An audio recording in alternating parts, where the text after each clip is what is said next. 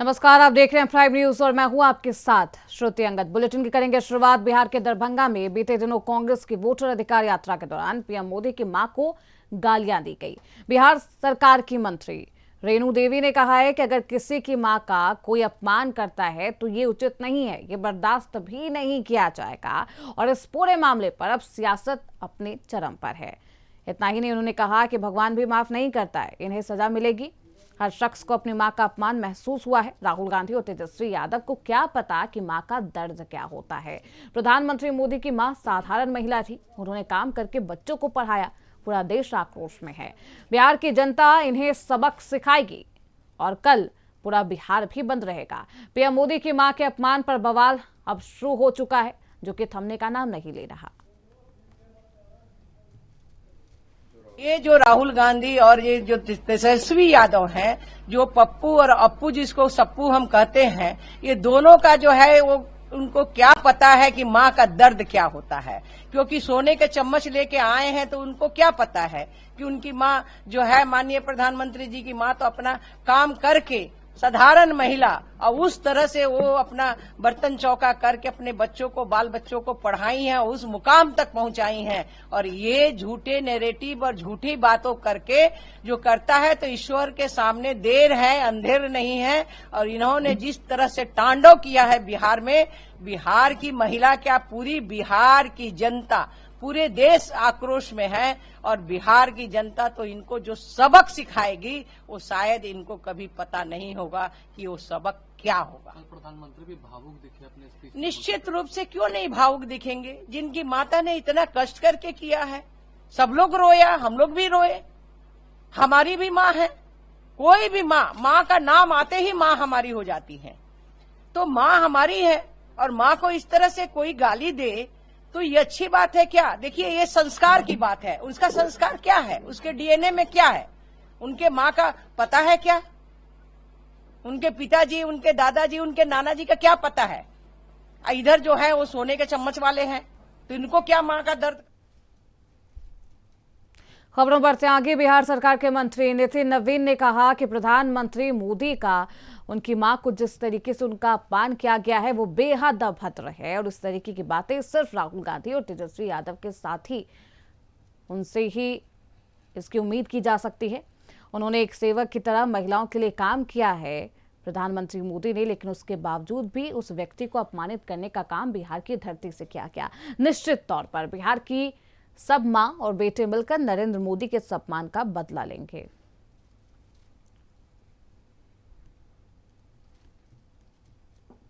के बारे में इस प्रकार से अपमानित करने का काम से पूरे देश में आक्रोश है और उसी के कारण आज प्रधानमंत्री जी जब अपनी बातें रख रहे थे तो वो भी आहत दिखे। और हम सभी बिहार के लोग शर्मिंदा हैं, क्योंकि कहीं न कहीं बिहार की उस भूमि से जिस प्रकार के शब्दों का प्रयोग किया गया, बिहार का एक एक बेटा अपने आप को मर्माहत मानता है। और निश्चित रूप से खबरों बढ़ते हैं आगे। गुंडबा थाना क्षेत्र के बेहटा गांव में एक बार फिर से धमाका हुआ है। दरअसल इससे पहले भी यहां 2 बार धमाके हो चुके हैं, जिनमें 2 लोगों की मौत हो चुकी है। इस बार पुलिस ने मौके से मिले विस्फोटक को एक गड्ढे में डालकर दबाने की कोशिश की थी।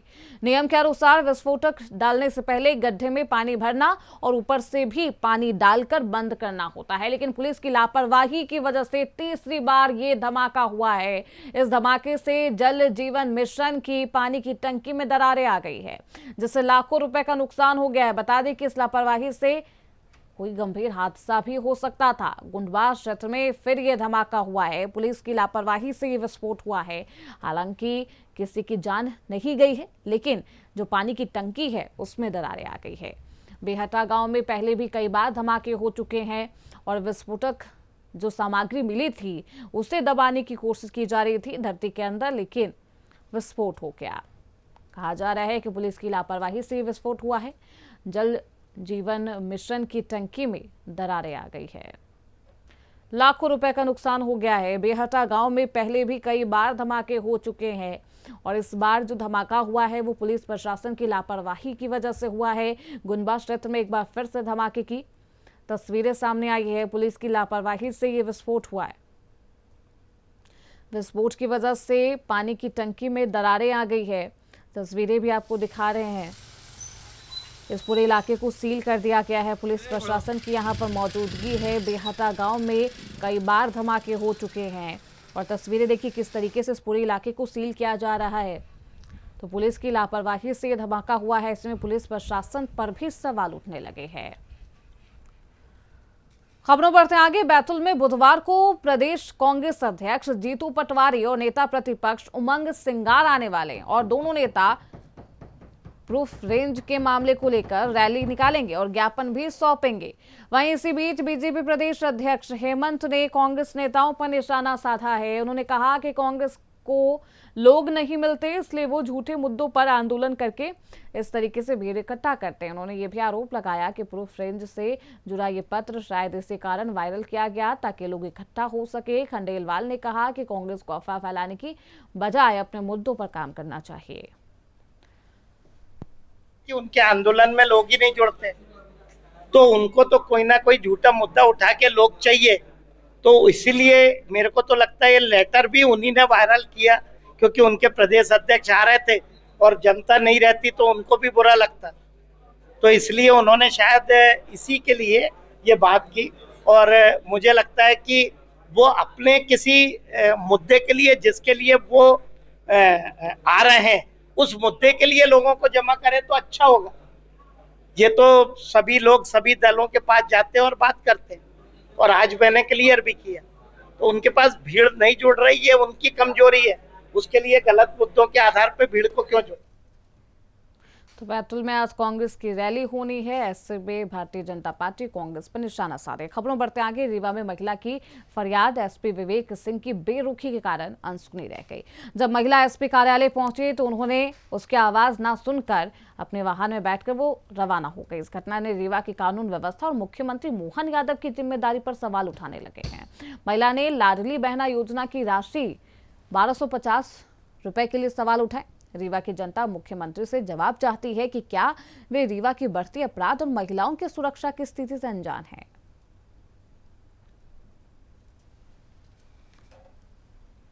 खबरों बढ़ते आगे। खबर यूपी के बरेली से है, जहां पीईटी परीक्षा को देखते हुए पुलिस ने केंद्रों का निरीक्षण किया है।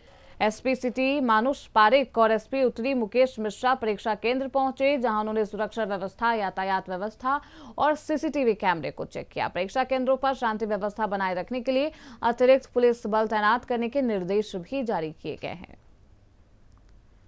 तो पीईटी परीक्षा को लेकर सेंटर पर हाई अलर्ट है। पुलिस प्रशासन की तैनाती सेंटर के बाहर की गई है और जो अभ्यर्थी आ रहे हैं परीक्षा देने के लिए उनकी भी चेकिंग की जाएगी। सीसीटीवी कैमरे भी लगाए गए हैं जिसकी मॉनिटरिंग की जा रही है।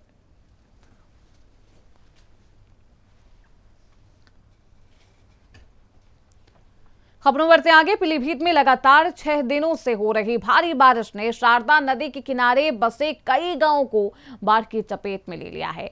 बाढ़ के कारण सैकड़ों परिवार अपने घरों से बेघर हो गए हैं। जो बाढ़ प्रभावित लोग हैं वो भूखे प्यासे हैं और ऐसे में सहायता के लिए आसपास आने वाले हर व्यक्ति को निहारते रहते हैं, चाहे वो प्रशासनिक अधिकारी हो या फिर समाज सेवी।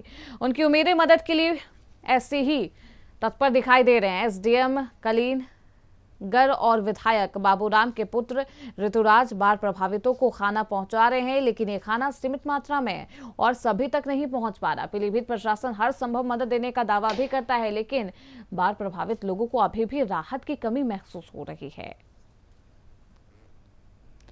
ये तस्वीरें हम आपको दिखा रहे हैं जहां पर बाढ़ प्रभावित लोगों के लिए खाना बनाया जा रहा है, उन्हें राहत सामग्रियां दी जा रही है। हालांकि जो लोग हैं उन्हें अभी भी इसकी कमी लग रही है, वो काफी परेशान हैं। देखिए किस तरीके से राहत सामग्रियां लोगों में बांटी जा रही हैं।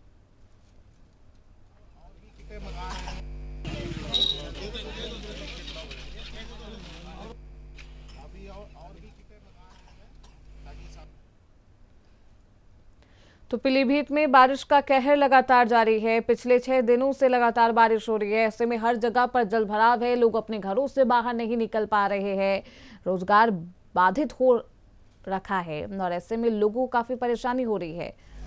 जनजीवन अस्त व्यस्त है, लोग अपनी आजीविका भी पूरी नहीं कर पा रहे और ऐसे में बाढ़ प्रभावित लोगों के लिए मदद तो पहुंचाई जा रही है, लेकिन ये मदद काफ़ी नहीं है। पीलीभीत में बारिश की वजह से लोग काफ़ी परेशान हैं। ये तस्वीरें हम आपको पीलीभीत की दिखा रहे हैं, जहां पर इन लोगों को राहत सामग्रियां बांटी जा रही है। खाने पीने की वस्तुएं इनको दी जा रही है। हालांकि ये तमाम लोगों के लिए काफ़ी नहीं है, इनके पूरे परिवार के लिए काफ़ी नहीं है। ऐसे में ये लोग काफ़ी परेशान और दुखी हैं। तो पीलीभीत का ये वीडियो जो आपके पूरे स्क्रीन पर है,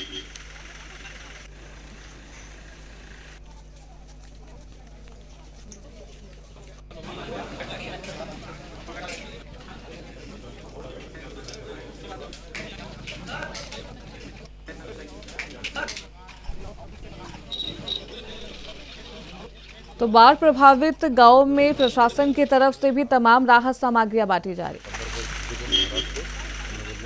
अभी जो है तहसील कलीनगर में जो है 4 गांव जो है बाढ़ से प्रभावित हैं, बंदरबोझ, बुंदीपुर, महाराजपुर और नौजलिया नकटा।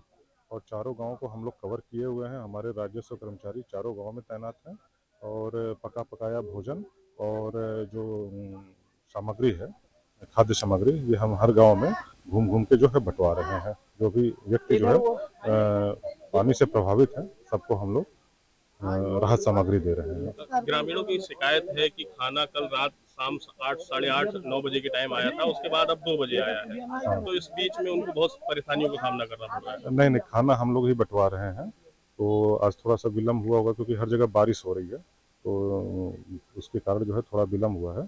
तो इसको जो हम लोग टेकअप करेंगे और कल से जो है टाइमली खाना मिलेगा।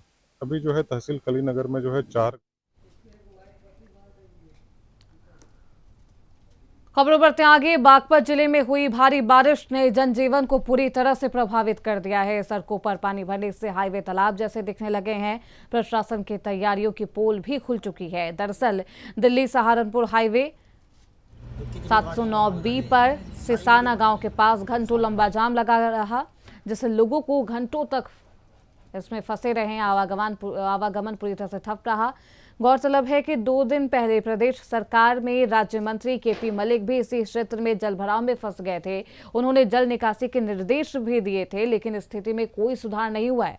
बागपत में भारी बारिश से जनजीवन बेहद बेहाल है, लोग काफी परेशान हैं और आप देख सकते हैं तस्वीरों में जलभराव की वजह से लोग ट्रैफिक जाम में फंसे हुए हैं। आवाजाही पूरी तरीके से ठप है। हाईवे अब ये तालाब में तब्दील हो गया है और प्रशासनिक दावों की जो पोल है वो खुल गई है। मॉनसून को लेकर क्या कुछ तैयारियां प्रशासन की तरफ से की गई थी, उसकी ये तस्वीरें हैं। और हाईवे अब तालाब बन गया है। घंटों तक यहाँ पर लंबा जाम लगा रहा, जिससे लोगों को काफी परेशानी हुई। आवाजाही पूरी तरीके से ठप है और ये वीडियो भी सोशल मीडिया पर वायरल है, जहां पर लोग प्रशासनिक अधिकारियों पर ही सवाल उठा रहे हैं। तो हाईवे अब तालाब में तब्दील हो गया है। घंटों तक यहां पर लंबा जाम रहा।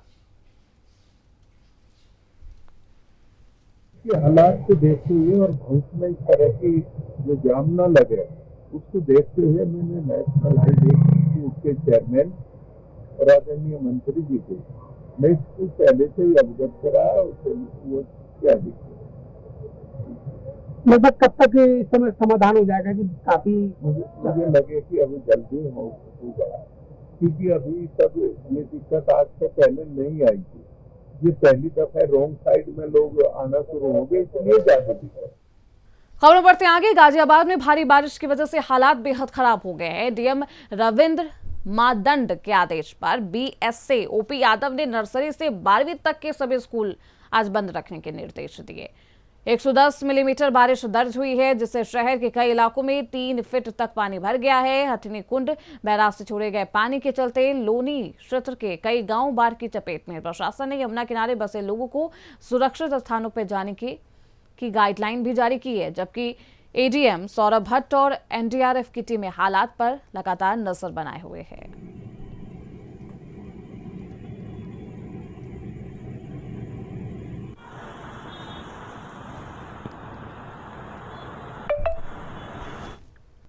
खबरों बढ़ते आगे। औरैया में गणेश महोत्सव बड़े ही उत्साह से मनाया जाता है, श्रद्धा के साथ मनाया जा रहा है। तो वहीं औरैया सदर में इंडियन ऑयल पुलिस चौकी के पास भी वीर हनुमान भगवान गणेश जी की स्थापना की गई है। भारी संख्या में श्रद्धालु पहुंचे हैं। पूजा अर्चना और आरती में कई भक्त मौजूद रहे।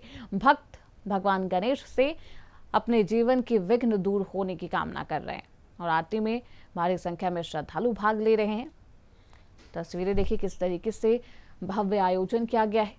गणपति बप्पा की आरती उतारी जा रही है। लोग अपनी मनोकामना मांगते हुए दिखाई दे रहे हैं।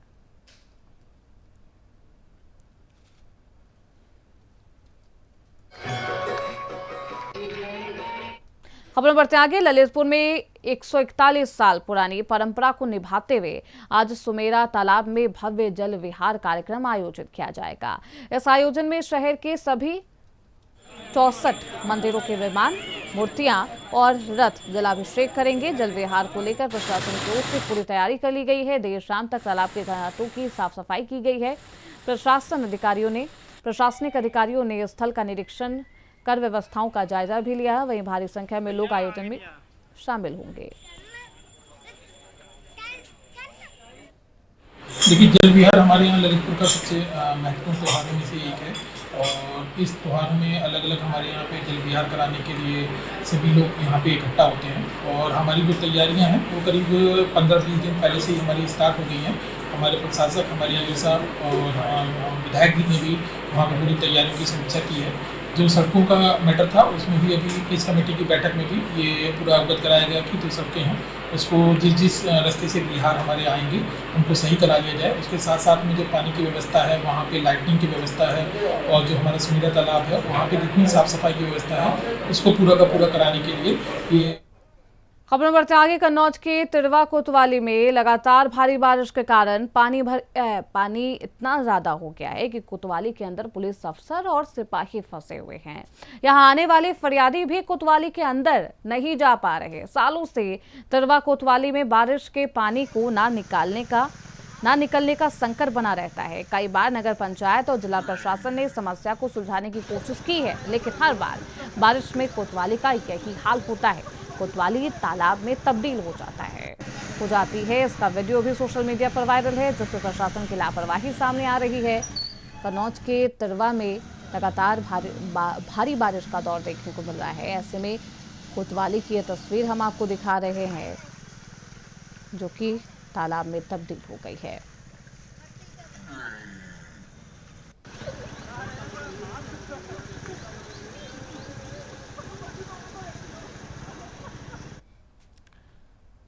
खबरों बढ़ते आगे। बसपा अध्यक्ष मायावती ने सोशल मीडिया प्लेटफॉर्म एक्स पर पोस्ट करके कानपुर के गौतम बुद्ध पार्क में शिवालय पार्क बनाने के विवादित प्रस्ताव को रद्द किए जाने का स्वागत किया है और प्रशासन को धन्यवाद दिया। उन्होंने कहा कि सरकार को ऐसे विवादों को सख्ती से रोकना चाहिए ताकि समाज में शांति और भाईचारा बना रहे। कानपुर नगर निगम ने गौतम बुद्ध पार्क में 12 ज्योतिर्लिंगों वाले पार्क के लिए 15 करोड़ रुपए की योजना बनाई थी, जिससे विवाद शुरू हो गया था क्योंकि ये पार्क बौद्ध और अम्बेडकरवादियों की आस्था का प्रतीक है। इस प्रस्ताव का कई दलित नेताओं ने विरोध किया था, जिनमें आजाद समाज पार्टी के सांसद चंद्रशेखर आजाद भी शामिल है। ऐसे में मायावती ने प्रशासन को भी धन्यवाद दिया है।